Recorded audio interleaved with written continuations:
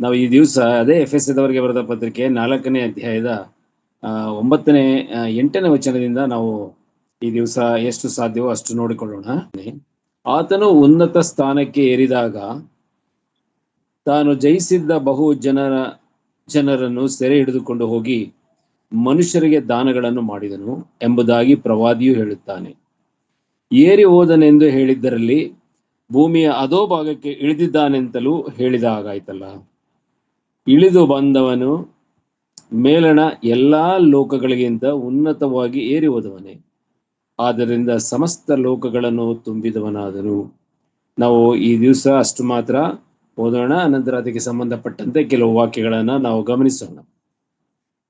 ಆತನು ಉನ್ನತ ಸ್ಥಾನಕ್ಕೆ ಏರಿದಾಗ ಅಂತ ಹೇಳಿದರೆ, ಕರ್ತನಾದ ಯೇಸು ಕ್ರಿಸ್ತನು ತನ್ನ ತಂದೆಯ ಚಿತ್ತದಂತೆ ಈ ಲೋಕಕ್ಕೆ ಮನುಷ್ಯ ಕುಮಾರನಾಗಿ ಬಂದು 100ಕ್ಕೆ 100 ಮನುಷ್ಯನಾಗಿಯೂ 100ಕ್ಕೆ 100 ದೇವರಾಗಿಯೂ ಈ ಲೋಕದಲ್ಲಿ ನಮ್ಮೊಂದಿಗೆ ವಾಸ ಮಾಡಿ ಮನುಷ್ಯರಂತೆ ಎಲ್ಲಾ ರೀತಿಯ ಕಷ್ಟ, ಸಂಕಟ, ನಿಂದೆ, ಅಪಮಾನಗಳನ್ನ, ಭಯಂಕರವಾದ ಪರಿಸ್ಥಿತಿಗಳನ್ನು ಸಹ ಆತನು ಅನುಭವಿಸಿ, ನಿಂದೆ ಅಪಮಾನಗಳನ್ನು ಕೂಡ ಆತನು ಅನುಭವಿಸಿ, ಬಾಯಾರಿಕೆ, ಹೊಟ್ಟೆ ಹಸಿವೆ ಎಲ್ಲವನ್ನೂ ಕೂಡ ಆತನು ಮನುಷ್ಯರಂತೆ ಅನುಭವಿಸಿದನು. ಮನುಷ್ಯರಲ್ಲಿ ಸಂಪೂರ್ಣವಾಗಿ ತನ್ನನ್ನು ತಾನು ತಗ್ಗಿಸಿಕೊಂಡನು. ತಾನು ಸರ್ವಶಕ್ತನಾದ ದೇವರು, ಸೃಷ್ಟಿಕರ್ತನೆಂಬುದನ್ನ ಆತನು ಎಲ್ಲಿಯೂ ಆ ಒಂದು ಶಕ್ತಿಯನ್ನ, ಅದ್ಭುತವಾದಂಥ ಆ ಒಂದು ಮಹಿಮೆಯನ್ನ ಆತನು ಎಲ್ಲಿಯೂ ಕೂಡ ಮನುಷ್ಯರಿಗೆ ತೋರಿಸಿ ಗಾಬರಿಯನ್ನ ಮಾಡಲಿಲ್ಲ, ಹೆದರಿಸಲಿಲ್ಲ, ಬೆದರಿಸಲಿಲ್ಲ. ಏನು ಮಾಡದೆ ಸಾಮಾನ್ಯ ಮನುಷ್ಯನಂತೆ ಈ ಲೋಕದಲ್ಲಿ ಜೀವಿಸಿದನು. ತಂದೆಯ ಚಿತ್ತದಂತೆ ಈ ಲೋಕದವರೆಲ್ಲರ ಪಾಪವನ್ನ ತನ್ನ ಮೈ ಮೇಲೆ ಹೊತ್ತುಕೊಂಡು ಕಲ್ವಾರಿಯ ಕ್ರೂಜೆಯ ಮೇಲೆ ಆತನು ಜಜ್ಜಲ್ಪಟ್ಟನು. ಲೋಕದ ಸಕಲ ಜನರಿಗಾಗಿ ಅವರು ಮಾಡಿದ ಪಾಪದ ಶಿಕ್ಷೆಯಿಂದ ಬಿಡುಗಡೆಯನ್ನ ಕೊಡುವುದಕ್ಕಾಗಿ ಆತನು ಕಲ್ವಾರಿಯ ಕ್ರೂಜೆಯ ಮೇಲೆ ಆ ಮರಣ ವೇದನೆಯನ್ನು ಆತನು ಅನುಭವಿಸಿದನು. ತನ್ನ ದೇಹದಲ್ಲಿ ಇದ್ದಂತ ಎಲ್ಲಾ ರಕ್ತವನ್ನ ನಮಗಾಗಿ ಸುರಿಸಿದನು. ಅದು ಪವಿತ್ರವಾದಂಥ ರಕ್ತ. ಆತನ ದೇಹ ಬಹಳ ಪವಿತ್ರವಾದಂಥದ್ದು. ಇಬ್ರಿಯದವರಿಗೆ ಬರೆದ ಪತ್ರಿಕೆ 10ನೇ ಅಧ್ಯಾಯದಲ್ಲಿ ನಾವು ಓದುವ ಪ್ರಕಾರ ಆತನ ದೇಹವನ್ನ ದೇವರೇ ಸಿದ್ಧ ಮಾಡಿಕೊಟ್ಟಂತ ದೇಹ. ಅದು ಪುರುಷ ಸಂಕಲ್ಪದಿಂದಾಗಲಿ ಕಾಮಾಭಿಲಾಷೆಯಿಂದಲಾಗಲಿ ಹುಟ್ಟಿ ಬಂದಂತ ನಿಮ್ಮಂತ ದೇಹವಲ್ಲ. ಅದು ಪ್ರಾಕೃತಿಕ ದೇಹವೂ ಅಲ್ಲ. ಅದು ಪರಲೋಕದ ದೇಹ, ಅದ್ಭುತವಾದಂಥ ದೇಹ. ಆ ದೇಹದಲ್ಲಿ ಪಾಪದ ಒಂದು ಸೋಂಕು ಕೂಡ ಇರಲಿಲ್ಲ. ಆದರೆ ಆತನು ಪಾಪಿಗಳೊಂದಿಗೆ ಜೀವಿಸಿದನು, ಪಾಪಿಗಳನ್ನ ಪ್ರೀತಿಸಿದನು. ಆ ಪಾಪಿಗಳಾದ ನಮ್ಮನ್ನ ಪಾಪದಿಂದ ಬಿಡಿಸಿ ನಿತ್ಯ ಜೀವಕ್ಕೆ ನಡೆಸುವುದಕ್ಕೋಸ್ಕರ ಆ ಕಲ್ವರಿಯ ಕ್ರೂಜೆಯ ಮೇಲೆ ಆತನು ಜಜ್ಜಲ್ಪಟ್ಟು ಕೊನೆಯಲ್ಲಿ ಎಲ್ಲವೂ ತೀರಿತು ಎಂಬುದಾಗಿ ಹೇಳಿ ತನ್ನ ಪ್ರಾಣವನ್ನು ದೇವರಿಗೆ ಒಪ್ಪಿಸುವಾಗ ಆತನು ಮಹಿಮಾ ಪದವಿಗೆ, ಉನ್ನತವಾದ ಸ್ಥಾನಕ್ಕೆ ಏರಿಸಲ್ಪಟ್ಟನು. ಅಷ್ಟೇ ಅಲ್ಲ, ಎಲ್ಲಾ ಅಧಿಕಾರಗಳನ್ನ, ಎಲ್ಲ ಅದ್ಭುತವಾದಂತ ಎಲ್ಲ ವಿಷಯಗಳನ್ನ ದೇವರು ತನ್ನ ಮಗನು ಈ ಕೆಲಸವನ್ನು ಮಾಡಿದ್ದರಿಂದ, ತನ್ನ ರಕ್ತವನ್ನು ಚೆಲ್ಲಿ ಎಲ್ಲರನ್ನು ಸಂಪಾದನೆ ಮಾಡಿಕೊಂಡಿದ್ದರಿಂದ, ಈ ಕಾರಣದಿಂದಲೇ ಆತನಿಗೆ ಎಲ್ಲ ಅಧಿಕಾರವನ್ನು ಅವನ ಪಾದ ಕೆಳಗೆ ಹಾಕಿ ಅವನ ಪರಲೋಕ ಸಂಸ್ಥಾನದಲ್ಲಿ ಈ ದಿವಸದಲ್ಲಿಯೂ ಕೂಡ ತನ್ನ ಬಲಪಾರ್ಶ್ವದಲ್ಲಿ ಕೂರಿಸಿಕೊಂಡಿದ್ದಾನೆ. ಆತನು ಮಹಿಮಾ ಪದವಿಯಲ್ಲಿ ಅಲ್ಲಿ ಇದ್ದುಕೊಂಡು ನಮಗಾಗಿ ಪ್ರಾರ್ಥನೆ ವಿಜ್ಞಾಪನೆಗಳನ್ನ ತಂದೆಯಾದ ದೇವರೊಂದಿಗೆ ಮಾಡುತ್ತಾ ನಮ್ಮನ್ನು ಈಗಲೂ ಸಲಹುತ್ತಾ ಇದ್ದಾನೆ. ಇನ್ನು ಮುಂದೆಯೂ ಸಹ ಸಲಹಲಿದ್ದಾನೆ. ಅಷ್ಟೇ ಅಲ್ಲ, ಇನ್ನು ಕೆಲವೇ ದಿನಗಳಲ್ಲಿ ಯಾವಾಗ ಬರ್ತಾನೆ ಅಂತ ನಮಗೆ ಗೊತ್ತಿಲ್ಲ. ನೆನೆಸದ ಗಳಿಗೆಯಲ್ಲಿ ಆತನ ಪ್ರತ್ಯಕ್ಷತೆ ಈ ಲೋಕಕ್ಕೆ ಆಗ್ತದೆ. ಆತನ ಮಧ್ಯಾಕಾಶಕ್ಕೆ ಬರುವಾಗ ಆತನ ಮಕ್ಕಳೆಲ್ಲರೂ ಆತನ ಬಳಿಗೆ ಎತ್ತಲ್ಪಡುವರು. ಅಷ್ಟರೊಳಗಡೆ ಯಾರಾದರೂ ಆತನ ಹೆಸರಿನಲ್ಲಿ ನಂಬಿಕೆ ಇಟ್ಟು ರಕ್ಷಣೆ ಹೊಂದಿ ಪಾಪ ವಿಮೋಚನೆಯನ್ನು ಹೊಂದಿ ಈ ಲೋಕದ ಯಾತ್ರೆಯನ್ನ ಮುಗಿಸಿದ್ದರೆ ಅವರ ಆತ್ಮಗಳು ಕೂಡ ಪರಲೋಕ ಸಂಸ್ಥಾನದಲ್ಲಿ ಆತನೊಂದಿಗೆ ಇಡಲ್ಪಟ್ಟಿದೆ, ಅವರನ್ನು ಕೂಡ ಮಧ್ಯಾಕಾಶಕ್ಕೆ ಕರೆದುಕೊಂಡು ಬರುವುದಾಗಿ ಆತನು ನಮಗೆ ಮಾತನ್ನು ಕೊಟ್ಟು ಹೋದನು. ಬಿಡಾರ ಸಿದ್ಧ ಮಾಡಲಿಕ್ಕೆ ಹೋಗಿದ್ದಾನೆ. ನಮ್ಮೆಲ್ಲರಿಗೂ ಒಂದು ಪರಲೋಕದ ಬಿಡಾರವನ್ನ ಕೊಡಲಿಕ್ಕೋಸ್ಕರ ಆತನು ಉನ್ನತ ಸ್ಥಾನಕ್ಕೆ ಏರಿಸಲ್ಪಟ್ಟಿದ್ದಾನೆ ಎಂಬುದಾಗಿ ಈ ವಾಕ್ಯದ ಅರ್ಥವನ್ನ ನಾವು ಹೇಳುತ್ತಾ ಹೋದರೆ ಬಹುಶಃ ದಿನಗಟ್ಟಲೆ ಹೇಳಿದರೂ ಅದು ನಾವು ಹೇಳುವಂತವರಿಗೆ ತೃಪ್ತಿ ಆಗುವುದೇ ಇಲ್ಲ. ಅದು ಸ್ವಲ್ಪ ಕಡಿಮೆಯಾಗಿ ಕಾಣ್ತದೆ ಹೊರತು ನಾವು ನಮ್ಮ ಭಾಷೆ, ನಮ್ಮ ರೀತಿ ನೀತಿಗಳು, ನಾವು ಹೇಳುವಂತ ವಿಷಯಗಳು, ಹೇಳುವ ರೀತಿ ಅಲ್ಲಿ ಬಳಸುವ ಪದಗಳು ಆತನು ಮಾಡಿದಂತ ಆ ಅದ್ಭುತವಾದಂತ ಕಾರ್ಯಕ್ಕೆ ಸರಿಯಾಗಿ ನಾವು ವಿವರಣೆ ಕೊಡ್ತಾ ಇದ್ದೇವೆ ಎಂಬುದಾಗಿ ಹೇಳಲಿಕ್ಕೆ ಸಾಧ್ಯ ಇಲ್ಲ. ಅದು ಪವಿತ್ರಾತ್ಮನ ಸಹಾಯದಿಂದಲೇ ನಾವು ವಿವರಣೆಯನ್ನು ಕೊಡಬೇಕೆ ಹೊರತು ನಮ್ಮ ಸ್ವಂತ ಬುದ್ಧಿಯಿಂದ ಕೊಡುವಂತದ್ದಲ್ಲ ಇದು.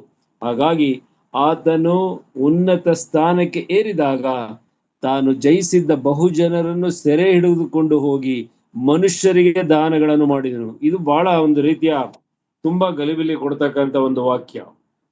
ಈಗ ನಾನು ಹೇಳಿದ್ದು ಆತನು ಉನ್ನತ ಸ್ಥಾನಕ್ಕೆ ಏರಿಸಲ್ಪಟ್ಟಿದ್ದಾನೆ, ಆದರೆ ಮನುಷ್ಯರನ್ನು ಸೆರೆ ಹಿಡಿದು, ಇದು ಬಹಳ ವಿಚಿತ್ರವಾಗಿದೆ. ತಾನು ಜಯಿಸಿದ್ದ ಬಹುಜನರನ್ನು ಸೆರೆ ಹಿಡಿದುಕೊಂಡು ಹೋಗಿ ಮನುಷ್ಯರಿಗೆ ದಾನಗಳನ್ನು ಮಾಡಿದನು. ಈ ದಾನ ಮಾಡಿದ ಮನುಷ್ಯರು ಯಾರು? ಆತನು ಜಯಿಸಿದ್ದ ಬಹುಜನರು ಅವರು ಯಾರು ಎಂಬುದನ್ನ ಕೆಲವು ನಿಮಿಷಗಳಲ್ಲಿ ನಾವು ಆ ಅನುಮಾನವನ್ನು ನಾವು ಪರಿಹಾರ ಮಾಡಿಕೊಳ್ಳೋಣ. ಪ್ರತಿಯೊಬ್ಬರು ನೀವು ಆ ಕಡೆ ಈ ಕಡೆ ಗಮನ ಕೊಡದೆ ಈ ಕಡೆಗೆ, ನನ್ನ ವಾಯ್ಸ್ ಕಡೆಗೆ ನೀವು ಗಮನವನ್ನ ಕೊಡಬೇಕು. ನೀವು ನನ್ನ ಮಾತನ್ನ ಕೇಳಬೇಕೆಂಬುದಾಗಿ ನಾನು ನಿಮ್ಮಲ್ಲಿ ವಿನಯಪೂರ್ವಕವಾಗಿ ನಾನು ಬೇಡಿಕೊಳ್ತೇನೆ. ತಾನು ಜಯಿಸಿದ್ದ ಬಹುಜನರನ್ನು ಸೆರೆ ಹಿಡಿದುಕೊಂಡು ಹೋಗಿ ಅಂತ ಹೇಳುವಾಗ, ಆತನು ಈ ಲೋಕದಲ್ಲಿ 33 ವರ್ಷಗಳ ಕಾಲದಲ್ಲಿ ಆತನು ಈ ಲೋಕದಲ್ಲಿ ಇದ್ದಂತ ಸಂದರ್ಭಗಳಲ್ಲಿ ತಾನು ಸೇವೆಗೆ ಬಂದಂತ 30ನೇ ವಯಸ್ಸಿನಲ್ಲಿ ತಾನು ಸೇವೆಗೆ ಬಂದ ನಂತರ, ಅಂದ್ರೆ ಸ್ನಾನಿಕನಾದ ಯೋಹಾನನ ಬಳಿಗೆ ಹೋಗಿ ತಾನು ಒಬ್ಬರು ಮನುಷ್ಯನಂತೆ ಪರಲೋಕ ದೇವರ, ತಂದೆಯಾದ ದೇವರ ಆ ಒಂದು ಆಜ್ಞೆಯನ್ನ ಪರಿಪಾಲನೆ ಮಾಡೋದಕ್ಕೋಸ್ಕರ, ಧರ್ಮಶಾಸ್ತ್ರದ ಎಲ್ಲಾ ವಿಧಿಗಳನ್ನು ನೆರವೇರಿಸುವುದಕ್ಕೋಸ್ಕರ ಅವನು ಕೂಡ ದೀಕ್ಷಾಸ್ನಾನ ಎಂಬ ಒಂದು ವಿಧಿಗೆ ತನ್ನನ್ನು ತಾನು ಒಳಪಡಿಸಿಕೊಂಡು ತನ್ನ ಸೇವಕನಾದ ಸ್ನಾನಿಕನಾದ ಯೋಹಾನನ ಮೂಲಕ ಅವನು ಯೋರ್ದಾನ್ ಹೊಳೆಯಲ್ಲಿ ಮುಳುಗಿಸುವ ಸ್ನಾನವನ್ನ ತೆಗೆದುಕೊಂಡಂತ ಸಂದರ್ಭದಲ್ಲಿ ಪವಿತ್ರಾತ್ಮನು ಆತನ ಮೇಲೆ ಪಾರಿವಾಳದಂತೆ ಇಳಿದು ಬರುವುದನ್ನ ಸ್ನಾನಿಕನಾದ ಯೋಹಾನನು ಗಮನಿಸಿ ಈತನೇ ಬರಬೇಕಾದ ರಕ್ಷಕನು ಎಂಬುದಾಗಿ ಸಾಕ್ಷಿಯನ್ನು ಕೊಡುವವನಾಗಿದ್ದಾನೆ. ಆಗ ಆದಂತ ಆಕಾಶವಾಣಿ, ಈತನು ನನ್ನ ಮಗನು ಎಂಬುದಾಗಿ ಆ ದೇವರ ಆ ಒಂದು ಸಾಕ್ಷಿ, ಇವೆರಡರ ಮೂಲಕ ಸತ್ಯವೇದವು ಸಾದರಪಡಿಸ್ತದೆ. ಅದು ಕರ್ತನಾದ ಯೇಸು ಕ್ರಿಸ್ತನು ದೇವಪುತ್ರನು, ತಂದೆಯಾದ ದೇವರ ಮಗನು, ಸ್ವತಃ ದೇವರು ಆಗಿದ್ದಾನೆಂಬುದನ್ನ ಆ ಸತ್ಯವೇದವು ನಮಗೆ ಯೋಹಾನ್ ಬರೆಸುವಾರ್ತೆ 1ನೇ ಅಧ್ಯಾಯ 18ನೇ ವಚನದಲ್ಲಿ ನಮಗೆ ಸ್ಪಷ್ಟವಾಗಿ ಅದು ಉತ್ತರವನ್ನ ಕೊಡುವಂತದ್ದಾಗಿದೆ. ತಾನು ಸೇವೆಗೆ ಬಂದ ನಂತರ ಅದನ್ನು ಮಾಡಿದ ಬಹಳ ಮಹತ್ ಕಾರ್ಯಗಳಲ್ಲಿ ಮುಖ್ಯವಾದಂತ ಒಂದು ಕಾರ್ಯ ಏನು ಅಂತ ಹೇಳಿದ್ರೆ, ತನ್ನ ಸೇವಕರಾಗಿ ತನ್ನ ಎಲ್ಲಾ ವಿಷಯಗಳನ್ನ ತನ್ನ ಜೀವಿತ ಕಾಲದ ಆ ಒಂದು ಸೇವಾ ಅವಧಿಯಲ್ಲಿ ಇರ್ತಕ್ಕಂಥ ತನ್ನ ಜೀವಿತ ಕಾಲದ ಐ ವಿಟ್ನೆಸ್ಗಳಾಗಿ ಅಂದ್ರೆ ಕಣ್ಣಾರೆ ಕಂಡಂತ ಸಾಕ್ಷಿದಾರರುಗಳಾಗಿ 12 ಜನ ಅಪೋಸ್ತಲರನ್ನು ಆತನು ಆರಿಸಿಕೊಂಡನು. 12 ಜನ ಅಪೋಸ್ತಲರಲ್ಲಿ ಇಸ್ಕರಿ ಯೂದನು ಒಬ್ಬನಾಗಿದ್ದನು. ಆದರೆ ಈ ಲೋಕದ ಅವನು ವ್ಯಾಮೋಹ ಉಳ್ಳವನಾಗಿದ್ದರಿಂದ ಅವನು ಆ ಒಂದು ಪದವಿಯನ್ನು ಕಳೆದುಕೊಂಡನು ಮತ್ತು ದೇವರಿಂದ ಅವನು ತಿರಸ್ಕರಿಸಲ್ಪಟ್ಟನು. ಯಾಕಂದ್ರೆ ಅವನೇ ದೇವರನ್ನ ತಿರಸ್ಕರಿಸಿ ಹೋದನು ಎಂದರೆ ತಪ್ಪಾಗಲಾರದು. ದೇವರು ಯಾರನ್ನೋ ತಿರಸ್ಕರಿಸುವುದಿಲ್ಲ, ಆದರೆ ಅವನೇ ದೇವರನ್ನ ತಿರಸ್ಕರಿಸಿದ. ಯಾಕಂತ ಹೇಳಿದ್ರೆ ಸರ್ವಶಕ್ತನಾದಂತ ನಮ್ಮ ರಕ್ಷಕನಾದ ಯೇಸು ಕ್ರಿಸ್ತನನ್ನ ಹಿಡಿದು ಕೊಡ್ತಕ್ಕಂಥ ದೊಡ್ಡ ಪಾಪ ಕಾರ್ಯವನ್ನ ಅವನು ಮಾಡಿದ್ದರಿಂದ ಅವನು ಮನಸ್ಸಿನಲ್ಲಿ ಪಶ್ಚಾತ್ತಾಪಪಟ್ಟು ಅವನು ನೊಂದು ಕೊನೆಗೆ ಅವನು ಹೋಗಿ ಶರಣಾದದ್ದು ಯಾವುದಕ್ಕೆ ಅಂತ ಹೇಳಿದ್ರೆ ಆತ್ಮಹತ್ಯೆ ಎಂಬ ದೊಡ್ಡ ಪಾಪಕ್ಕಾಗಿ ಅವನು ಶರಣಾದನು. ಅವನು ಆ ಮರಕ್ಕೆ ನೇಣು ಹಾಕಿಕೊಂಡು ಬೀಳುವ ಸಂದರ್ಭದಲ್ಲಿ ಅವನ ಹೊಟ್ಟೆ ಹೊಡೆದು ಅವನ ಕರುಳು ಚೆಲ್ಲಿ ಹೋಯಿತು, ನೆಲಕ್ಕೆಲ್ಲ ಚೆಲ್ಲಿ ಹೋಗಿ ಅವನು ಭಯಂಕರವಾದಂತ ಆ ಸಾವನ್ನ ಆತನು ಅನುಭವಿಸಿದನು. ಈ ವಾಕ್ಯವನ್ನ ನಾವು ಗಮನಿಸುವಾಗ ಈಗ ನಾನು ಹೇಳ್ತಕ್ಕಂಥ ಸಬ್ಜೆಕ್ಟ್ ಬಿಟ್ಟು ಬೇರೆ ಸಬ್ಜೆಕ್ಟ್ ಅಲ್ಲಿ 1-2 ನಿಮಿಷ ನಿಮಗೆ ಹೇಳ್ತೇನೆ. ಈ ಆತ್ಮಹತ್ಯೆ ಬಹಳ ಕೆಟ್ಟದಾದಂತ ಒಂದು ಪಾಪ ಅಂತ ಹೇಳಿದ್ರೆ ತಪ್ಪಾಗಲಾರದು. ವಿಶ್ವಾಸಿ, ಅದರಲ್ಲೂ ವಿಶ್ವಾಸಿಯಾದವನು, ರೊಟ್ಟಿ ಪಾತ್ರೆಯನ್ನು ಮುರಿದಂತವನು, ಸಭೆಯ ಅನ್ಯೋನ್ಯತೆಯಲ್ಲಿ ಇರುವಂತ ವ್ಯಕ್ತಿ, ಗಂಡಸಾಗಬಹುದು, ಹೆಂಡಸಾಗಬಹುದು, ಇಲ್ಲ ಮಕ್ಕಳೇ ಆಗಬಹುದು, ಈ ಲೋಕದ ಚಿಂತೆಯಲ್ಲಿ ಮುಳುಗಿ, ಈ ಲೋಕದ ಶೋಧನೆಗಳಿಗೆ ಒಳಗಾಗಿ ಅವರು ಭಯಂಕರವಾದ ಒಂದು ಪರಿಸ್ಥಿತಿಗೆ ಒಳಗಾದಂತ ಸಂದರ್ಭದಲ್ಲಿ ಎಲ್ಲರಿಂದಲೂ ಕೈ ಬಿಟ್ಟಿದ್ದೇವೆ ಎಂಬ ಒಂದು ಆಲೋಚನೆ ಅವರಿಗೆ ಮನಸ್ಸಿಗೆ ಬಂದಂತ ಸಂದರ್ಭದಲ್ಲಿ ಇನ್ನು ನಾನು ಬದುಕಬಾರದು, ನಾನು ಸಾಯುವುದೇ ಲೇಸು ಎಂಬುದಾಗಿ ನರಕದ ದಾರಿಯನ್ನು ಆರಿಸಿಕೊಳ್ಳುವವರಾಗಿದ್ದಾರೆ ಆತ್ಮಹತ್ಯೆ ಮಾಡಿಕೊಳ್ಳುವವರು. ಅವರು ಆತ್ಮಹತ್ಯೆ ಮಾಡಿಕೊಂಡಂತ ಸಂದರ್ಭದಲ್ಲಿ ಅವರ ಆತ್ಮ ದೇವರ ಬಳಿಗೆ ಹೋಗ್ತದೆ ಎಂಬುದು ಕನಸಿನ ಮಾತು ಅಂತ ನನಗೆ ಹಾಗೆ ಅನಿಸ್ತದೆ. ಯಾಕಂದ್ರೆ ನನಗನ್ನಿಸ್ತದೆ, ಇಲ್ಲಿ ಸೇರಿ ಬಂದು ಅಲ್ಲಿ ಅನೇಕ ದೇವರ ಸೇವಕರು ನೀವು ಸೇರಿ ಬಂದಿದ್ದೀರಿ, ದೇವರ ಮಕ್ಕಳು ಇಲ್ಲಿ ಸೇರಿ ಬಂದಿದ್ದೀರಿ.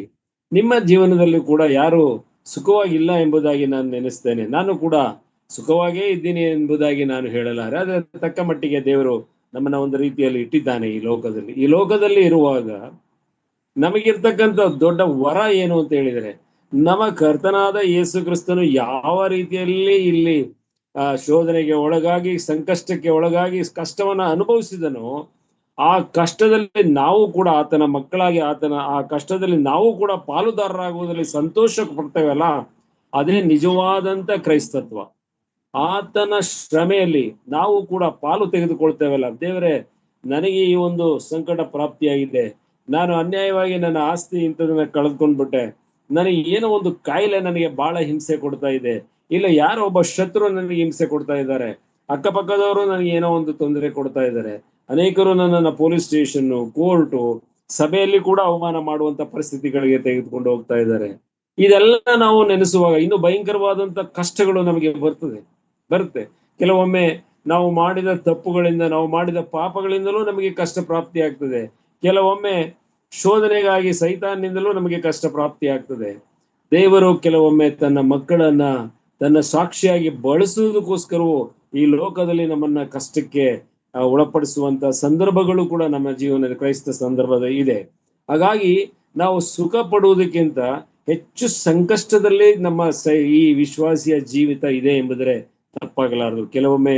ಕೆಲವು ಮನೆಗಳಲ್ಲಿ, ಸಂಸಾರಗಳಲ್ಲಿ, ಗಂಡ ಹೆಂಡತಿಯರಲ್ಲಿ ಕೆಲವು ವಿರುಷಗಳು ಬರ್ತದೆ. ಏನಂತ ಹೇಳಿದ್ರೆ, ನನಗೆ ತೃಪ್ತಿ ಪಡಿಸುವಂತ ಈ ಲೋಕದಲ್ಲಿ ಇನ್ನೆಷ್ಟು ದಿವಸ ಇರ್ತೇನೆ, ನನಗೊಂದು ನೆಕ್ಲೆಸ್, ಒಂದು ಚೈನೋ, ಇಲ್ಲ ನನಗೊಂದು ಅದೋ ಇನ್ನೊಂದೋ ಮತ್ತೊಂದೋ, ಇಲ್ಲ ಮನೆಯೋ ಇಲ್ವಲ್ಲ ಅನ್ನೋ ಈ ಕೊರಗು ಇಂಥದೆಲ್ಲ ಆದಂತ ಸಂದರ್ಭದಲ್ಲಿ ಕೆಲವೊಮ್ಮೆ ಅದು ಹೆಚ್ಚು ಕಾಡುವ ಸಂದರ್ಭ ಬಂದಾಗ ಮನುಷ್ಯನು ಏನ್ ಮಾಡ್ತಾನೆ ಅಂತ ಹೇಳಿದ್ರೆ, ವಿಶ್ವಾಸಿ, ಎಸ್ಪೆಷಲಿ ವಿಶ್ವಾಸಿ ಕ್ರೈಸ್ತರು, ಅವರು ಏನ್ ಮಾಡ್ತಾರೆ ಅಂತ ಹೇಳಿದ್ರೆ, ಅವರು ತಕ್ಷಣ ಕರ್ತನಾದ ಯೇಸು ಕ್ರಿಸ್ತನೆಂಬ ಆ ದೊಡ್ಡ ಬಂಡೆಯ ಆ ಒಂದು ಆಶ್ರಯವನ್ನ ನಂಬುವುದಕ್ಕಿಂತ ಹೆಚ್ಚಾಗಿ ತಮ್ಮ ಕಾಲ ಮೇಲೆ ತಾವೇ ನಿಂತುಕೊಳ್ಳುವಂತ ಆಲೋಚನೆಯನ್ನ ಮಾಡ್ತಾರೆ, ತಮ್ಮ ಜವಾಬ್ದಾರಿಯನ್ನು ತಾವೇ ತೆಗೆದುಕೊಳ್ಳುವಂತ ಯೋಚನೆಯನ್ನ ಮಾಡ್ತಾರೆ.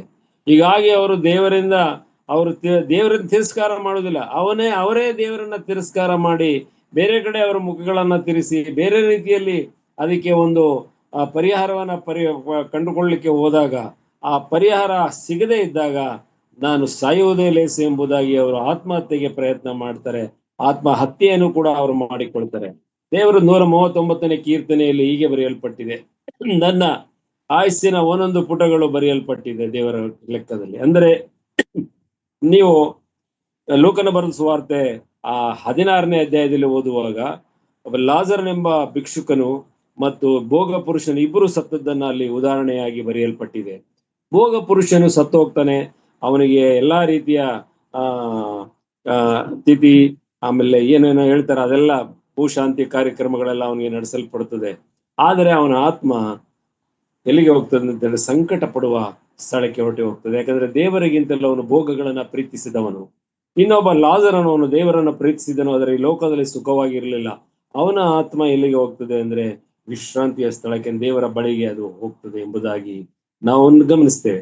ಆದ್ರೆ ಅವರಿಬ್ಬರು ಯಾರು ಸೂಸೈಡ್ ಮಾಡ್ಕೊಂಡಿರಲ್ಲ, ಅವರ ಆಯಸ್ಸು ಎಷ್ಟು ಬರೆದಿದ್ದನೋ ದೇವರ ವಾಕ್ಯದ 139ನೇ ಕೀರ್ತನೆಯಲ್ಲಿ ಬರೆದಿರೋ ಪ್ರಕಾರ ಆ ಆಯುಸನ್ನು ಸಂಪೂರ್ಣಗೊಳಿಸಿ ಅವರು ಸತ್ತಿದ್ದಾರೆ. ಹಾಗಾಗಿ ಈ ಲಾಜರನು ಕೂಡ ತನ್ನಗೆ ಎಂತ ಒಂದು ಪರಿಸ್ಥಿತಿ ಇತ್ತು, ಗಾಯಗಳು ಅವನ ಮೈಯೆಲ್ಲ ಗಾಯ, ನಾಯಿಗಳು ಬಂದು ಅವನ ಗಾಯನ ನೆಕ್ತಾ ಇದ್ವು. ಅಂದ್ರೆ ಎಂತ ಒಂದು ಹೀನಾಯ ಪರಿಸ್ಥಿತಿ, ಪರಲೋಕಕ್ಕೆ ಹೋಗುವ ವ್ಯಕ್ತಿಯ ಪರಿಸ್ಥಿತಿ ಅದು. ನಾನು ನಿಮ್ಗೆ ಹೇಳ್ತಾ ಇರೋದು, ನಿಮಗೆ ಯಾರ ಭಿಕ್ಷುಕ ಇವನ್ ಏನು ಗತಿ ಇಲ್ದದವನು ಅಂತ ನಾನು ಆ ರೀತಿಲಿ ಹೇಳ್ತಾ ಇಲ್ಲ. ಪರಲೋಕಕ್ಕೆ ಸೆಲೆಕ್ಟೆಡ್ ಪರ್ಸನ್, ಅವನ ಆತ್ಮವನ್ನ ತೆಗೆದುಕೊಂಡು ಹೋಗ್ಲಿಕ್ಕೆ ದೇವದೂತರು ಬಂದು ಇಬ್ರು ಬಂದು ಅವನ ಆತ್ಮನ ತೆಕ್ಕೊಂಡೋಗಿ ಅಬ್ರಾಹ್ಮನ ಎದೆಗೆ ಒರಗಿಸ್ತಾರೆ. ನೀವು ವಾಕ್ಯನ ಗಮನಿಸ್ರಿ ಅದನ್ನ. ಅಂತ ವ್ಯಕ್ತಿಗೆ ಈ ಲೋಕದಲ್ಲಿ ಎಂತ ಒಂದು ಜೀವನ ಪ್ರಾಪ್ತಿಯಾಗಿದೆ ಅಂತ ಹೇಳಿದರೆ, ಅವನ ಗಾಯಗಳನ್ನ ನಾಯಿಗಳು ನೆಕ್ತಾ ಇದ್ದಾವೆ. ಚಳಿ ಮಳೆ ಗಾಳಿಯಲ್ಲಿ ಆ ಶ್ರೀಮಂತನ ಅಭೋಗ ಪುರುಷನ ಮನೆಯ ಬಳಿ ಬಿದ್ದಿದ್ದಾನೆ. ಅವನು ಭೋಗ ಪುರುಷನು ತಿಂದು ಬೀಸಾಡಿದಂತ ತುಂಡುಗಳನ್ನ ಅವನು ತಿನ್ನುವಂತ ದೊಡ್ಡ ಒಂದು ಭಯಂಕರವಾದಂತ ಪರಿಸ್ಥಿತಿ ಅವನನ್ನ ಈ ಲೋಕದಲ್ಲಿ ಎದುರಿಸ್ತಿದ್ದಾನೆ. ನನ್ನ ಪ್ರೀತಿಯ ಸಹೋದರ ಸಹೋದರಿ, ಅವನು ಪರಲೋಕ ಸಂಸ್ಥಾನದವನು ಎಂಬುದಾಗಿ ಇಬ್ರಿಯದವರಿಗೆ ಬರೆದ ಪತ್ರಿಕೆಯಲ್ಲಿ ಇಬ್ರಿಯ ಗ್ರಂಥಕರ್ತನು ಅದನ್ನ ಬರೀತಾರೆ. ಎಫೆಸದವರಿಗೆ ಬರೆದ ಪತ್ರಿಕೆಯಲ್ಲಿ ಗ್ರಂಥಕರ್ತನು ಅದನ್ನ ಪೌಲನು ವಿವರಿಸ್ತಾನೆ. ಅಂತ ವ್ಯಕ್ತಿಗೆ ಈ ಲೋಕದಲ್ಲಿ ಸಿಕ್ಕಿದಂಥದ್ದು ಕಾರಲ್ಲ, ಅಥವಾ ಯಾವುದೋ ಒಂದು ದೊಡ್ಡ ಹುದ್ದೆಗಳಲ್ಲ, ಅಥವಾ ಯಾವುದೋ ಸಂಸ್ಥೆಯ ಅಧ್ಯಕ್ಷ ಉಪಾಧ್ಯಕ್ಷ. ಇವತ್ತೆಲ್ಲಿ ಬಹಳ ಜನ ಕ್ರೈಸ್ತರು ಅಧ್ಯಕ್ಷರು ಉಪಾಧ್ಯಕ್ಷರು ಅಂತೆ, ಅದಂತೆ ಖಜಾಂಚಿ ಅಂತೆ, ಗೌರವಾಧ್ಯಕ್ಷ ಅಂತೆ, ಆಮೇಲೆ ಲೀಗಲ್ ಅಡ್ವೈಸರ್ ಒಬ್ಬ ಇದ್ದಾನೆ, ಯಾರೊಬ್ಬ ದೇವರ ಸೇವಕ. ಇನ್ನು what is non sense things ಇವೆಲ್ಲ. ಇದೆಲ್ಲ ನಿಮಗೆ ಸುಖ ಪ್ರಾಪ್ತಿ ಆಗ್ತಾ ಇದೆ ಅಂತ ಹೇಳಿದ್ರೆ, ಮೊನ್ನೆ ದಿವಸ ನಾನು ಒಂದು ಗ್ರೂಪ್ ನಲ್ಲಿ ಒಂದು ಮೆಸೇಜ್ ಅನ್ನ ನೋಡಿದ್ದೆ ನನ್ನ ಪ್ರೀತಿಯ ಸಹೋದರ ಸಹೋದರಿ. ಅದನ್ನ ಮೈಸೂರಿನ ಹಿರಿಯರು ಅದನ್ನ ಹಾಕಿದ್ರು. ಸೈತಾನನು ನಿಮಗೆ ಯಾವ ತೊಂದರೆ ಕೊಡ್ತಾ ಇಲ್ಲ ಅಂತ ಹೇಳಿದ್ರೆ, ನಿಮ್ಮ ಜೊತೆಯಲ್ಲಿ ಸೈತಾನನು ನಡೀತಾ ಇದ್ದಾನೆ ಎಂಬುದಾಗಿ ತಿಳಿದುಕೊಳ್ರಿ ಅಂತ ಅದರಲ್ಲಿ ಇತ್ತು. ಅದು ಸತ್ಯ. ನೀವು ಜಯದ ಜೀವಿತವನ್ನ ಈ ಲೋಕದಲ್ಲಿ ಎಕ್ಸ್ಪೆಕ್ಟ್ ಮಾಡಿ ಜಯವನ್ನೇ ಅನುಭವಿಸುತ್ತಾ ಸಂತೋಷದಿಂದ ಒಳ್ಳೆ ಊಟ ಒಳ್ಳೆ ತಿಂಡಿ ಮಾಡಿ ಒಳ್ಳೆ ನಿನ್ನ ಮಕ್ಕಳಿಗೆಲ್ಲ ಆಸ್ತಿ ಮಾಡಿ ಬಹಳ ಖುಷಿಯಾಗಿ ನಾವು 4+4 8 ಎಂಬ ಜೀವನವನ್ನು ನಾವು ಮಾಡ್ತಾ ಇದ್ದೇವೆ ಎಂಬುದಾಗಿ ಏನಾದ್ರು ನೀವು ನೆನೆಸಿದರೆ ಅದು ಅದು ಖಂಡಿತವಾಗಿ ಆತ್ಮಿಕ ಜೀವನವಲ್ಲ, ಕ್ರಿಸ್ತನೊಂದಿಗಿನ ಜೀವಿತವಲ್ಲ. ಅದನ್ನ ಅವರು ಎಷ್ಟು ಚೆನ್ನಾಗಿ ಬರೆದಿದ್ದಾರೆ. ನಾನು ಈ ರೀತಿ ಓದ್ಕೊಂಡೆ ಅದನ್ನ. ನಿಮಗೆ ಸೈತಾನನು ಯಾವ ತೊಂದರೆಯೂ ಮಾಡ್ತಾ ಇಲ್ಲ ಅಂತ ಹೇಳಿದ್ರೆ, ನೀವು ಸೈತಾನನೊಂದಿಗೆ ನಡೆಯುತ್ತಿದ್ದೀರಿ ಎಂಬುದಾಗಿ ನೆನೆಸಿಕೊಳ್ಳ್ರಿ ಎಂಬುದಾಗಿದ್ರೆ ಇನ್ನೂ ಚೆನ್ನಾಗಿರ್ತಿತ್ತೇನೋ ಅಂತ ಹೇಳಿ ನನಗೆ ಅನಿಸ್ತೋದು. ಬಹಳ ಒಳ್ಳೆ, ನಾನು ಅದನ್ನ ಸ್ಟೇಟಸ್ಗೆಲ್ಲ ಹಾಕಿದೆ, ನೀವೆಲ್ಲ ಕೆಲವರು ನೋಡಿದ್ದೇನೆ. ಹಾಗಾಗಿ ಈ ಲೋಕದಲ್ಲಿ ಸುಖವನ್ನ ದೇವರು ಕೊಟ್ಟಷ್ಟನ್ನ ಮಾತ್ರ ನಾವು ತೆಕ್ಕೊಳ್ಳಬೇಕೇ ಹೊರತು ಅದನ್ನ ಹರಸಿ ಹೋಗಬಾರ್ದು. ಅದನ್ನ ಹರಸಿ ಹೋಗುವಾಗ ಆತ್ಮಹತ್ಯೆ ಎಂಬ ದೊಡ್ಡ ಒಂದು ಶೂಲಕ್ಕೆ ಸಿಕ್ಕಿ ಹಾಕೊಳ್ಳುವ ಪರಿಸ್ಥಿತಿ ನಮಗೆ ಬರ್ತದೆ. ಆತ್ಮಹತ್ಯೆ ಅಂತ ಹೇಳಿದ್ರೆ, ಆಯುಸ್ಸು ಪೂರ್ಣ ಆದಾಗ ದೇವದೂತರು ಬಂದು ನಿಮ್ಮ ಆತ್ಮಗಳನ್ನ ತೆಕ್ಕೊಂಡೋಗಿ ದೇವರ ಸನ್ನಿಧಾನದಲ್ಲಿ ಸೇರಿಸಬೇಕು. ಆತ್ಮಹತ್ಯೆ ಅಂದ್ರೆ ಆ ಆಯುಸ್ಸು ಪೂರ್ಣಗೊಳ್ಳದೆ ಯಾವುದೋ ಒಂದು ಸಂದರ್ಭದಲ್ಲಿ ದೇವರು ನಿಮಗೆ ನೇಮಕ ಮಾಡಿದ ದಿನವನ್ನ ಬಿಟ್ಟು ಯಾವುದೋ ಒಳಗಡೆ ಅದಕ್ಕಿಂತ ಮೊದಲೇ ನೀವು ಸತ್ತರೆ ನಿಮ್ಮ ಆತ್ಮವನ್ನ ತೆಗೆದುಕೊಂಡು ಹೋಗ್ಲಿಕ್ಕೆ ದೇವದೂತರು ಬರುವುದಿಲ್ಲ. ಯಾಕಂದ್ರೆ ಪ್ರೋಗ್ರಾಮ್ ವೇರಿಯೇಷನ್ ಆಗ್ತದೆ, ಅದು ವ್ಯತ್ಯಾಸ ಬರ್ತದೆ ನಿಮ್ಮ ಆತ್ಮ. ಅವಾಗ ಬಹುಶಃ ಅದು ಯಾತನೆಗೆ ಸ್ಥಳಕ್ಕೆ ಹೋಗಬಹುದು. ನಾವು ನೆನೆಸ್ತೇವೆ, ನಾವು ಸತ್ತ ಕೂಡಲೇ ಬಹಳ ಒಳ್ಳೆ ನಿದ್ರೆ, ಇವೆಲ್ಲ ಯಾಕೆ ನಿಮ್ಮ ಕಷ್ಟ ಸಂಕಟ ಎಲ್ಲ ತೀರೋಯ್ತು, ಇನ್ನು ಬಿಸಿಲಿನ ಜಳ ಇರುವುದಿಲ್ಲ, ಬಾಯಾರಿಕೆ ಇರುವುದಿಲ್ಲ, ಯಾವ ತಾಪವೂ ನಮಗಿಲ್ಲ, ನಾವು ಆರಾಮಾಗಿ ಇರ್ತೀವಿ ಅಂತ ನಾವು ನೆನೆಸ್ತೇವೆ. ಅದು ಹುಚ್ಚು ಮಾತು. ಎಲ್ಲರಿಗೆ ಆ ಜೀವನ ಸಿಗ್ತದೆ ಅಂತ ನಾವು ಹೇಳಲಿಕ್ಕಾಗಲ್ಲ. ಯಾರು ದೇವರ ವಾಕ್ಯಾನುಸಾರವಾಗಿ ಕರ್ತನಾದ ಯೇಸು ಕ್ರಿಸ್ತನನ್ನು ಅಂಗೀಕಾರ ಮಾಡಿಕೊಂಡು ಪರಿಶುದ್ಧವಾದ ಜೀವಿತವನ್ನ ಮಾಡಿದರೆ ಮಾತ್ರ ಆ ಒಂದು ಜೀವಿತ ನಮಗೆ ಸಿಗಬಹುದು. ಪ್ರಕಟಣೆ ಗ್ರಂಥದ 21ನೇ ಅಧ್ಯಾಯದಲ್ಲಿ ಇರಬೇಕು. ಹೀಗೆ ಹೊಲಸಾದದ್ದೊಂದು ಪರಲೋಕಕ್ಕೆ ಸೇರೋದಿಲ್ಲ. ನಾವು ಹೊಲಸು ನಡತೆ ಉಳ್ಳವರಾಗಿ ಹೊಲಸು ಕ್ಯಾರೆಕ್ಟರ್ಗಳನ್ನ ನಮ್ಮಲ್ಲಿ ಇಟ್ಟುಕೊಂಡು ಅದನ್ನ ತಿಳಿದು ಕೂಡ ಮಾಡ್ತಾ ಇದ್ರೆ, ಅದನ್ನ ನಾವು ಒಪ್ಪಿಕೊಂಡು ಅರಿಕೆ ಮಾಡಿ ಬಿಟ್ಟು ಬಿಡದೆ ಹೋದರೆ ನಾವು ಅಲ್ಲಿಗೆ ಹೋಗ್ತೇವೆ ಎಂಬುದಾಗಿ ನಾವು ನೆನೆಸ್ಲಿಕ್ಕೆ ಸಾಧ್ಯ ಇಲ್ಲ. ನನ್ನ ಪ್ರೀತಿಯ ಸಹೋದರ ಸಹೋದರಿಯರೇ, ಈ ವಾಕ್ಯವನ್ನು ನಾವು ಗಮನಿಸುವಾಗ ನಾವು ಖಂಡಿತವಾಗಿ ನಮ್ಮನ್ನ ನಾವು ಪರಿಶೋಧನೆಗೆ ಒಳಪಡಿಸಿಕೊಳ್ಳಬೇಕು. ನಮಗೆ ಕಷ್ಟ ಬಂದಾಗ ಹೆದರದೆ ಕರ್ತನಿಗೆ ನಾವು ಮೊರೆ ಇಡಬೇಕು. ಕರ್ತನೆ, ಈ ಕಷ್ಟವನ್ನು ನಮಗೆ ಕೊಟ್ಟಿದ್ದಕ್ಕಾಗಿ ನಾನು ಸ್ತೋತ್ರ ಸಲ್ಲಿಸ್ತೇನೆ ಸ್ವಾಮಿ. ಒಬ್ಬ ವ್ಯಕ್ತಿ ನನ್ನ ಮನೆಯ ಮುಂದೆ ಬಂದು ನನಗೆ ಅವಮಾನವಾಗಿ ಬೈತಾ ಇದ್ದಾನೆ ಅಂದ್ರೆ ನಾನು ಸ್ತೋತ್ರ ಸಲ್ಲಿಸ್ತೇನೆ. ಇದಕ್ಕೆ ಉದಾಹರಣೆ ದಾವಿದನು. ದಾವಿದನನ್ನು ಒಬ್ಬ ಬಂದು ಬೈತಾ ಇರ್ತಾನೆ ಭಯಂಕರವಾಗಿ. ಆಗ ಅವನ ಸೇವಕ ಹೇಳ್ತಾನೆ, ನೀನ್ ಪರ್ಮಿಷನ್ ಕೊಟ್ರೆ ಅವನ್ನ ಕಡ್ದಾಕ್ಬಿಡ್ತೀನಿ, ಹೋಗಿ ಸಾಯಿಸ್ತೀನಿ ಅಂತ. ಇಲ್ಲ, ಬೇಡ ಬೇಡ, ಅದು ದೇವರಿಂದನೇ ನೇಮಕ ಆಗಿರೋದ್ರಿಂದ ಅವನು ಬೈಲಿ, ನೀ ಸುಮ್ಮನೆ ಇರು ಅಂತ ಹೇಳಿ ಸುಮ್ಮನೆ ಇರಿಸ್ತಾನೆ ದಾವಿದನು. ಅದೆಲ್ಲ ದೇವರ ವಾಕ್ಯದಲ್ಲಿ ಸುಮ್ಮನೆ ಬರೆದಿಲ್ಲ ರೀ, ಸ್ಟೋರಿಯಾಗಿ ಓದಕ್ ಬರೆದಿರೋದಿಲ್ಲ. ಅದು ನಮ್ಮ ಜೀವನದಲ್ಲಿ ಅಳವಡಿಸಿಕೊಳ್ಳೋದಕ್ಕೋಸ್ಕರ ಬರೆದಂತ ವಾಕ್ಯಗಳಾಗಿದೆ. ಹಾಗಾಗಿ ನಾವು ಶೋಧನೆ ಬಂದಾಗ ನಾವು ಹೆದರಬಾರದು. ನಾವು ದೇವರಿಗೆ ಮೊರೆ ಇಡಬೇಕು. ಮೊದಲು ಮೊರೆ ಇಡೋದಕ್ಕಿಂತ ಮೊದಲು ಈ ಶೋಧನೆ, ಈ ಕಷ್ಟ ನಮಗೆ ಕೊಟ್ಟಿದ್ದಕ್ಕಾಗಿ ಸ್ತೋತ್ರ ಸಲ್ಲಿಸ್ತೇನೆ ಸ್ವಾಮಿ. ಈಗ ನಿನ್ನ ಚಿತ್ತದಂತೆ ನನ್ನನ್ನ ಈ ಶೋಧನೆಯಿಂದ ತಪ್ಪಿಸಿ ಕಾಪಾಡು.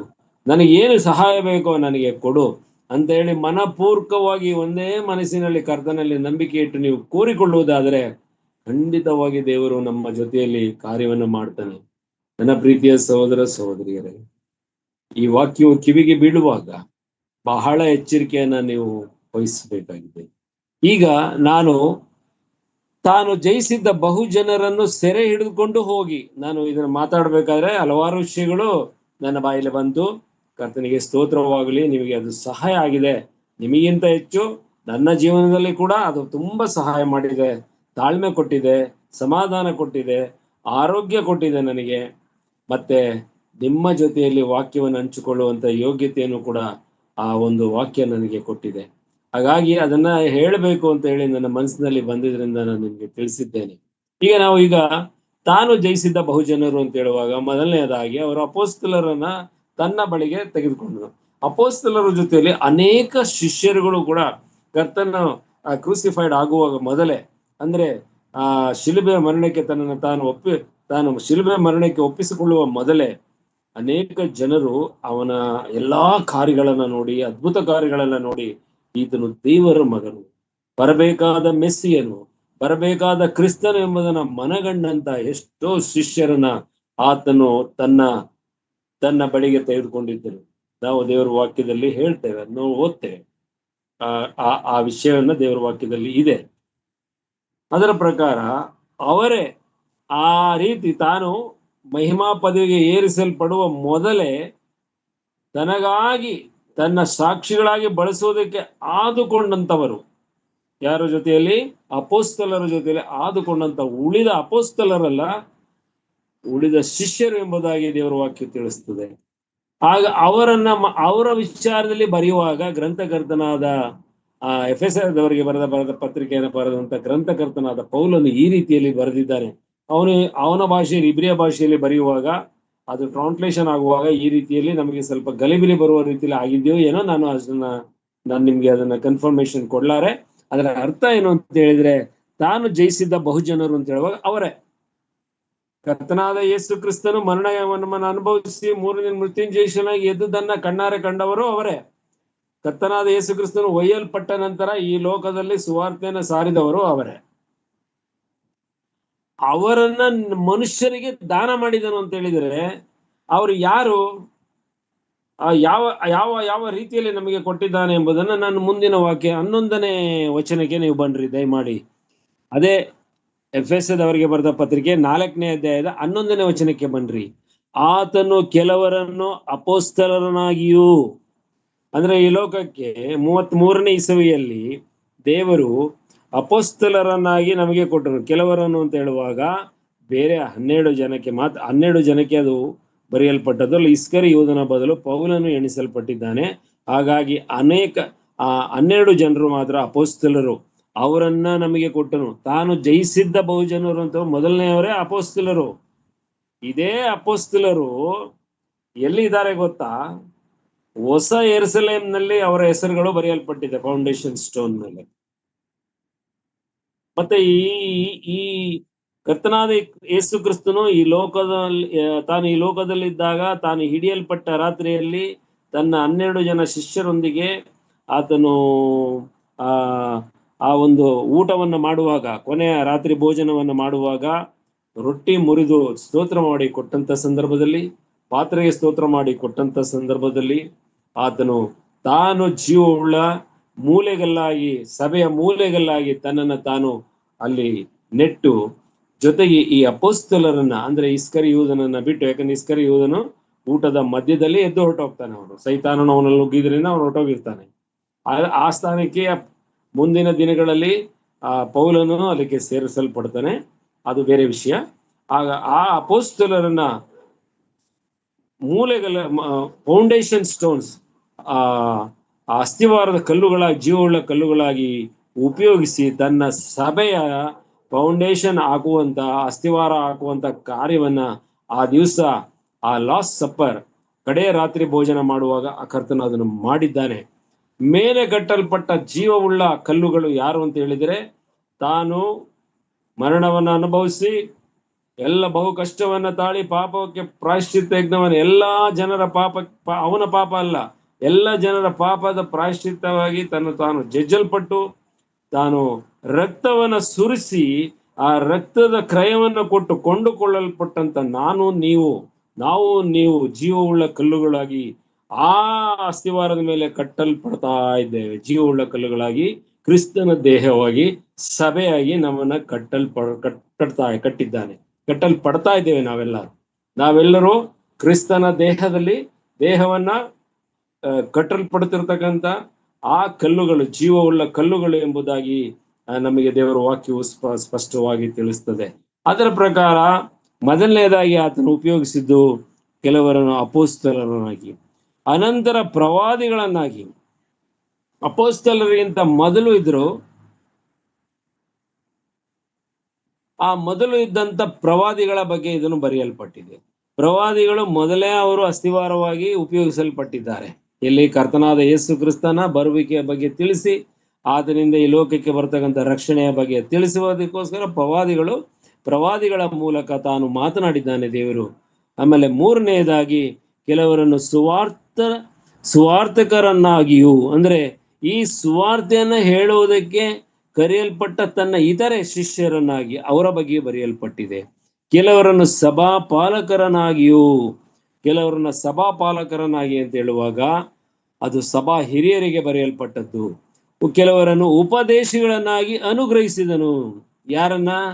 ತಾನು ಈ ಲೋಕದಲ್ಲಿದ್ದಾಗ ಸಂಪಾದನೆ ಮಾಡಿದಂತ ಜನರು, ಅಂದ್ರೆ ಇವರನ್ನ ಕರ್ತನಾದ ಯೇಸು ಕ್ರಿಸ್ತನು ಸಭೆಗೆ ಅನುಗ್ರಹವಾಗಿ ಕೊಟ್ಟನು. ಈಗ ಇಲ್ಲಿ ಒಂದು ವಿಷಯವನ್ನ ನಿಮಗೆ ಗಮನಕ್ಕೆ ತರ್ತೇನೆ. ಏನು ಅಂತ ಹೇಳಿದ್ರೆ, ಈಗ ಅಪೋಸ್ತಲರು ಇಲ್ಲ, ಪ್ರವಾದಿಗಳು ಕೂಡ ಇಲ್ಲ. ಕೆಲವರನ್ನು ಸುವಾರ್ಥಿಕರನಾಗಿ, ಈಗ ನಮ್ಮ ಸಭೆಗಳಲ್ಲಿ ಸುವಾರ್ಥಿಕರಿದ್ದಾರೆ, ಈಗ ಇದ್ದಾರೆ. ಕೆಲವರನ್ನು ಸಭಾ ಹಿರಿಯರು, ಈಗ ಸಭಾ ಹಿರಿಯರಿದ್ದಾರೆ. ಯಾರಿದ್ದಾರೆ? ಸುವಾರ್ಥಿಕರಿದ್ದಾರೆ. ಅವರು ಸುವಾರ್ತೆ ಹೇಳುವವರಿಲ್ಲದೆ ಸಭೆ ಕಟ್ಟಲಿಕ್ಕೆ ಆಗುವುದಿಲ್ಲ. ಹಾಗಾಗಿ ಈ ದೇಶದಲ್ಲಿ ಇನ್ನೂ ಅನೇಕ ಕಡೆ ಸುವಾರ್ತೆಯನ್ನು ಸಾರಿದ್ದರಿಂದಲೇ ಸಭೆ ಕಟ್ಟಲ್ಪಡ್ತು. ಆ ರೀತಿಯಲ್ಲಿ ನಾವು ನೋಡುವಾಗ ಸುವಾರ್ಥಿಕರು ಇದ್ದಾರೆ. ಅನಂತರದಲ್ಲಿ ಕಟ್ಟಿದಂತ ಸುವಾರ್ತೆ ಹೇಳಿ ಕಟ್ಟಿದ ಸಭೆಗೆ ಸುವಾರ್ಥಿಕರೇ ನೇಮಿಸಿದಂತ ಹಿರಿಯರು ಅಲ್ಲಿದ್ದಾರೆ. ಈ ಸುವಾರ್ಥಿಕರು ನೇಮಿಸುವಾಗ ಪವಿತ್ರಾತ್ಮನ ಸಹಾಯದಿಂದ ಅವರು ನೇಮಿಸಿರ್ತಾರೆ.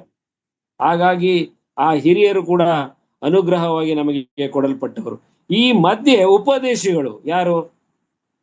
ನಮ್ಮ ವಿಲ್ಲಿ ಚಾರ್ಲ್ಸ್ ಅಣ್ಣ, ಆಮೇಲೆ ಸೈಮನ್ ಅಣ್ಣ, ಆಮೇಲೆ ಈಗ ಮಾತಾಡ್ತಿರೋದು ಆರ್ ವಿ ಸುಂದರ್ ಅವರು, ಫ್ರಾನ್ಸಿಸ್ ಅವರು, ಆಮೇಲೆ ನಮ್ಮ ಫ್ರಾಂಕ್ಲಿನ್ ಐನವರು, ಇವರೆಲ್ಲ ಯಾರು ಅಂತ ತಿಳ್ಕೊಂಡಿದ್ದೀರಿ?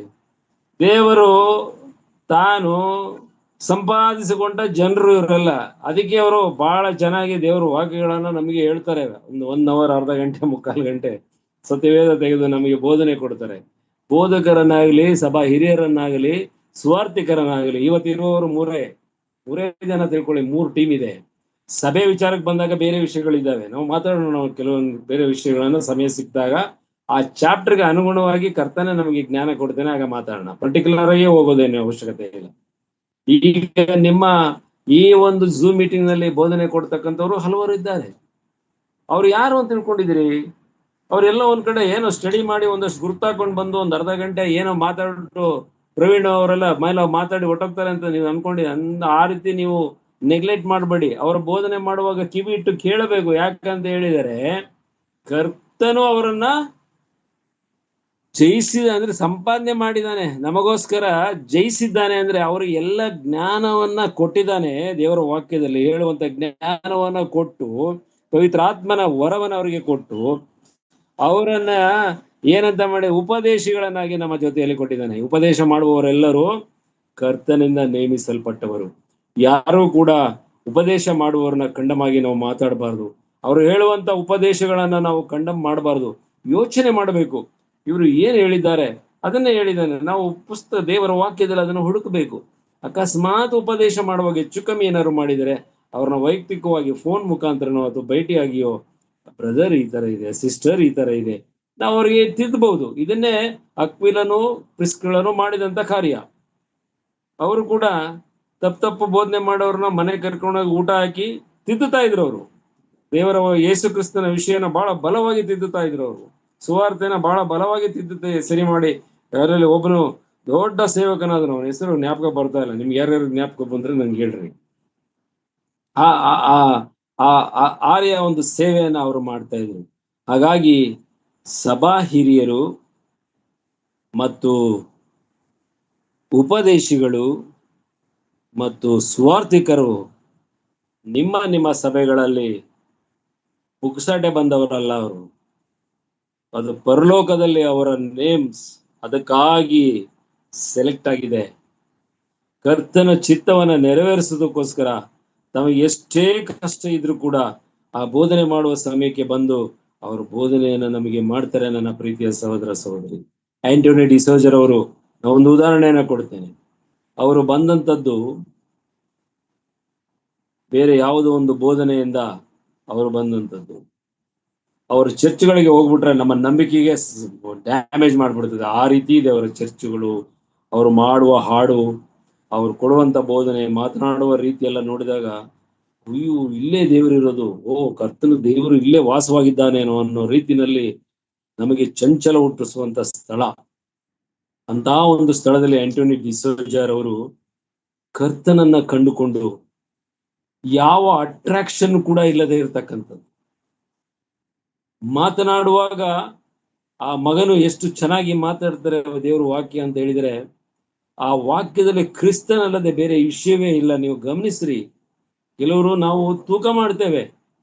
ಸ್ಟೀವನ್ಸನ್ ಕುಮಾರ್ ಹಿಂಗ್ ಮಾತಾಡ್ತಾರೆ, ವಿಲಿಯಂ ಜಾನ್ಸನ್ ಹಂಗ್ ಮಾತಾಡ್ತಾರೆ, ಫ್ರಾನ್ಸಿನ್ ಜೈಲರು ಯಾವ್ದು ಹಿಸ್ಟ್ರಿ ಎಲ್ಲ ಹೇಳ್ತಾರೆ.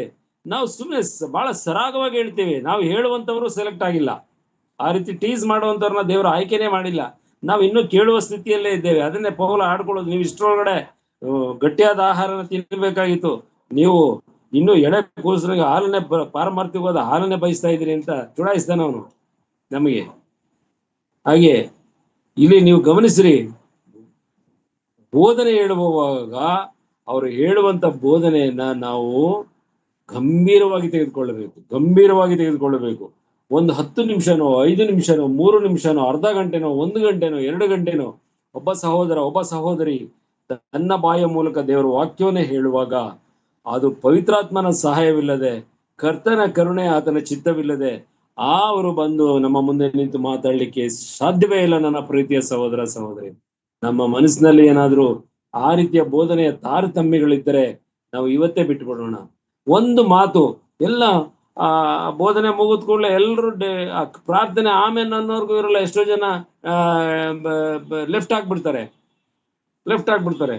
ಆ ಬೋಧನೆ ಕಮೆಂಟ್ಸ್ ಆಗೋ ಟೈಮಿಗೆ ಬರ್ತಾರೆ, ಬೋಧನೆ ಮುಗಿತಾ ಇದ್ದಂಗೆ ಲೆಫ್ಟ್ ಹಾಕಿ ಹೊಟ್ಟೋಗ್ಬಿಡ್ತಾರೆ. ಏನು ಪ್ರಯೋಜನ ಬಂತು? ದೇವರು ಅದನ್ನು ಗಮನಿಸ್ತಾನೆ.